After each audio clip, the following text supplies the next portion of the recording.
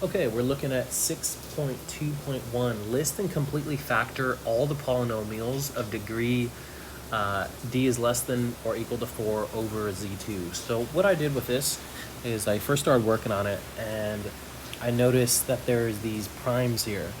So this can't be factored, and this can't be factored either. So at this point, these are the primes that I'm working with. I'll discover more as I go along. So for example, what I'm going to do is I'm going to show everything that I can possibly be made with these two primes that I'm looking at, only these two. So it can be x times x, there can be x times x plus 1, and there can also be x plus 1 and x plus 1. So if I figure this out, okay, x squared, this is x squared plus x, and then this here is going to be x squared plus x plus 1. And notice that the x's added together will give you 2x, but in z2 that's just going to be 0. So that'll give you x squared plus 1. So if it's not one of these, it's going to be prime, right? So what I did here is I just said, okay, x times x. I'm looking here, x times x plus 1, and finally that one. If it's not one of those, it's going to be prime, so that one is going to be prime. So I went ahead and found them. So notice this, I'm going to look right here, that's x squared plus 1. So this is x squared plus 1. So this correlates, this one correlates with this one. So notice the colors correlate in this problem. Okay, so moving on to the next one, we have a few different types of primes here. We have x plus 1, and then we also have this new prime, which is x squared plus x plus 1. Now what we do is we look at all the ways that you can arrange this one, and we try them out.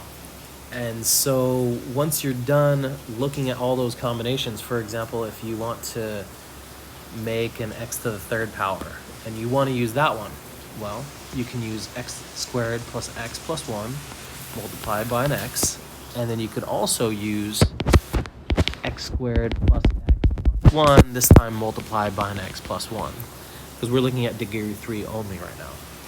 So those are two ways that you can do a third degree like this.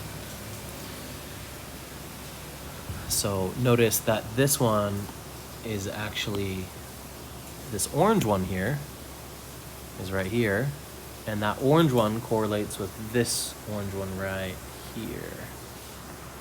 Okay, so then for this one, we can simplify.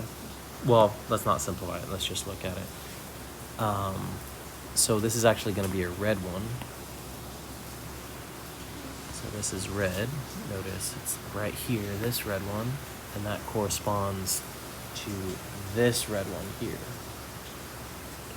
Okay, so we're basically looking at all the primes, and finding out all the different ways that we can factor them.